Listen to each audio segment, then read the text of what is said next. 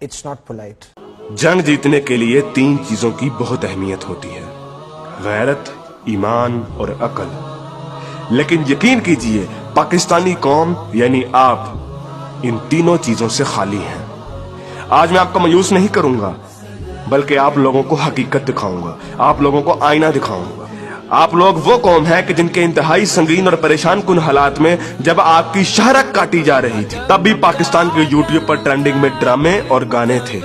क्या गज़वा हिंद की पेशनगोई इस कौम के लिए की गई थी कि जिसकी 80% आबादी हराम खाती और कमाती है, जिनके पेट में हराम होता है, जिस कौम की 90% आबादी झूठ बोलती है, गाहक को चीज की खामियां और नुक्स बताए बगैर बेच देती है और इसको अक्लमंदी समझती है, जिस कौम की बेटियां टिकटॉक पर नाचती हैं और इस कौम के शाहीन उन्हें बड़ी खुशी से देखते हैं। और यही बेटियां और बेटे जब वालिदैन बनेंगे तो सिवाय नाचने वालों के और क्या पैदा करेंगे, और ये माएँ क्या तरबियत करेंगी। हकीकत तो ये है कि बेगैरत हिंदू और यहूदी नहीं, बेगैरत आप हैं। आप पाकिस्तानी बेगैरत हैं।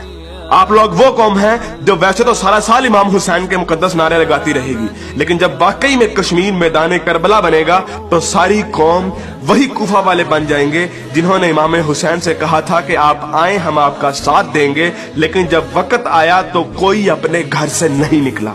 फिर ये लोग तालिबान की मिसालें देते हैं कि तालिबान के पास कुछ भी नहीं था, कोई असबाब नहीं थे, लेकिन अल्लाह ने उन्हें फिर भी फतह दी। मुझे हैरत है कि ये किस मुंह से तालिबान की बात करते हैं। तालिबान को अल्लाह ने फतह दी थी तो उनकी गैरत, उनके ईमान, उनके तवक्कल, उनकी जिद्दोजहद, उनकी कुर्बानियों, उनके अज़म, उनके इस्तक़लाल और उनकी जिहाद की बिना पर। ना तो उनकी बेटियां टिकटॉक पर नाचती थीं, ना उनके बेटे गेम ऑफ थ्रोन्स और गानों और फिल्मों के शदाई थे, ना वो हराम खाते थे और ना ही वो नमाज कज़ा करते थे। कश्मीरी तो बेवकूफ है कि उन्होंने इस कौम से सारी उम्मीदें लगाई हुई हैं, जिस कौम के नौजवान मुजाहिद भी हैं और मुफ्ती भी हैं, लेकिन सिर्फ फेसबुक, ट्विटर और इंस्टाग्राम के। बल्कि लोग नौजवानों को और इस यूथ को बहुत सराहते हैं, कहते हैं कि ये पाकिस्तान का एसेट है, लेकिन मैं ये कहता हूँ कि ये नौजवान लानत है।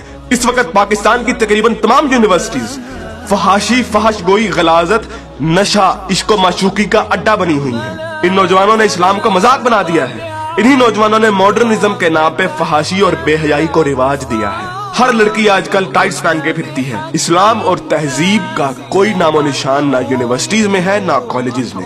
आज के लड़के गर्लफ्रेंड बनाने और लड़कियां बॉयफ्रेंड बनाने को फख्र समझती हैं। इन्हीं नौजवानों में चर्च और सिगरेट एक फैशन बन चुका है। हॉलीवुड के गाने और फिल्में और खुसूसी तौर पे नेटफ्लिक्स आज फैशन, मॉडर्न और पढ़े लिखे होने की अलामत है।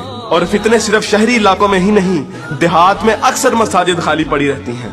बमुश्किल किसी मस्जिद में एक सफ से ज्यादा नमाजी होते हैं। और झूठ, शरीकेबाजी, बदला और फसाद जितना देहात में होता है उतना तो शहरों में भी नहीं होता। अक्सर कॉलेजेस और यूनिवर्सिटीज के असातिज़ा फहश किस्म की जुगते लगाते हैं और बच्चों को बजाय अखलाकियात की तालीम देने के खुद बद अखलाकी की मिसाल बने होते हैं। और ऐसा क्यों ना हो, जब टीचर 45 मिनट पढ़ाने के पैसे ले लेता है लेकिन 20 मिनट पढ़ाता है और बाकी टाइम या तो मोबाइल पे गुजारता है या जुगतबाजी में या मजाक करने में, तो जब असातिज़ा तक के पेट में हराम की कमाई होगी तो वो क्या अखलाक सिखाएंगे। और सबसे बढ़कर हम जिन्स परस्ती और लोंडेबाजी पे बने हुए मजाक इस कदर आम हो चुके हैं, इस कदर आम हो चुके हैं कि सोशल मीडिया पर चलने वाले बिलावल भुट्टो और शेख रशीद की मीम्स इस कदर आम हो गई हैं कि जैसे ये कोई मसला ही नहीं, जैसे ये कोई खिलाफ इस्लाम, खिलाफ तहजीब कोई बात ही नहीं। ये फितना मजाक मजाक में इस कदर आम हो गया है कि अब तो कोई स्कूल, कोई कॉलेज, कोई यूनिवर्सिटी से मुस्तस्ना नहीं। जिस कौम के बच्चे 12-12, 13-13 साल की उम्र में स्कूलों से ही फहाशी और पोर्नोग्राफी के मरीज बन जाते हैं, तो क्या वो हवस के पुजारी नहीं बनेंगे? ऐसी जगह ज़ैनब जैसे केस सामने नहीं आएंगे तो और क्या होगा? मुझे हैरत होती है कि हर बंदा मीडिया को तनकीद का निशाना बनाता है,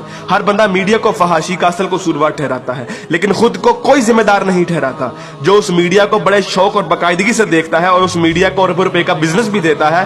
बल्कि टीवी और गाने तो इस कौम के लिए आज ऑक्सीजन बन गए हैं। आप अभी किसी नाई की दुकान पर चले जाएं, किसी दर्जी की दुकान पर चले जाएं, हत्ता कि किसी चिंची रक्शे को देख लें, सब जगह गाने और मुजरे चल रहे होंगे। तकरीबन हर बंदे के व्हाट्सएप के स्टेटस पर या तो कोई टिकटॉक की वीडियो या फिर गाने लगे होंगे। और सबसे बढ़कर बेशर्मी और हराम इस कौम में इस कदर सराहियत कर गया है कि अब तो नातों को भी म्यूजिक के बगैर नहीं सुनते, नातों तक के अंदर म्यूजिक लगा दिया गया है। हमारी कौम का तो मजदूर और गरीब बंदा भी उतना ही खबीस है कि जितना अमीर। हर बंदा हराम खाता और कमाता है, फर्क सिर्फ ये है कि कोई ज्यादा खाता है और कोई कम। मुझे बताइए कि कितने मजदूर और कितने गरीब लोग आप मस्जिद में देखते हैं? किसी बाजार में चले जाएं, मर्दों से कई गुना ज्यादा औरतें नजर आएंगी। औरत अब बाजार की जीनत बन चुकी है। इस इस्लामी मुआशरे में आज तक किसी को कुरान तर्जुमे से पढ़ने की तौफीक नहीं हुई और अगर कोई पढ़ता है तो सिर्फ अपने मतलब के दलाइल ढूंढने के लिए।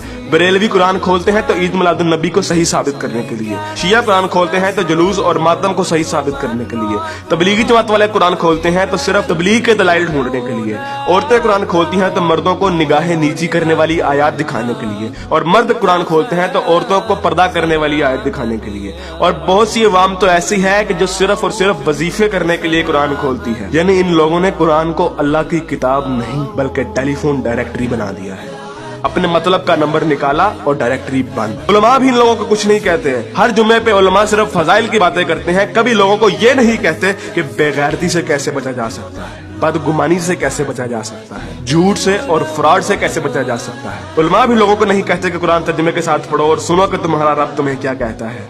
और यकीन कीजिए कि जब आप कुरान तर्जुमे के साथ पढ़ेंगे तो आपको अंदाजा होगा कि एक बार सुभान अल्लाह या 100 बार कलमा पढ़ने से जन्नत नहीं मिलनी। अमल करना पड़ता है, अमल। लेकिन हमारे मीठे मीठे उलमा और मुबल्लिग सिर्फ और सिर्फ मोहब्बतें बांटने पर जन्नतों का वीजा दे देते हैं। जिस मुल्क में दुनिया में सबसे ज्यादा ईद मिलादुन नबी मनाई जाती हो, मुहर्रम के जुलूस निकलते हो, तबलीगी जमात वाले तबलीग करते हो, वही मुल्क दुनिया में करप्शन और झूठ और हराम कमाने में सबसे आगे है। तुम लोग कुर्बानी के लिए जानवर भी लेते हो तो सिर्फ लोगों को दिखाने के लिए, अपना स्टेटस कायम करने के लिए। यकीन कीजिए असल गद्दार आप हैं। कायदे आजम अल्लामा इकबाल और 50 लाख शोहदा के लहू से गद्दारी की है आपने, पाकिस्तान से गद्दारी की है आपने, और सबसे बढ़कर अल्लाह और उसके रसूल से गद्दारी की है आपने। गज़वा उहद में जब सहाबा ने हुजूर अकरम सल्लल्लाहु अलैहि वसल्लम की एक छोटी सी नाफरमानी की थी, तो उस छोटी सी नाफरमानी की बिना पर अल्लाह ने मुसलमानों को बहुत बड़ी शिकस्त दी। हालांकि वो सहाबा थे और अल्लाह के रसूल भी उनमें मौजूद थे।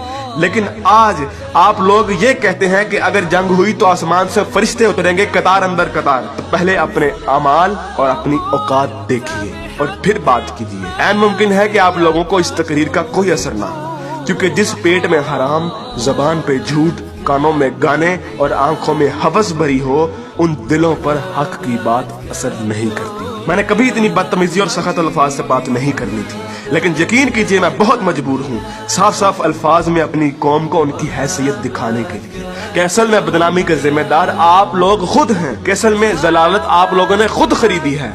ना तो आप कुरान के मोमिन हैं, ना इकबाल के शाहीन।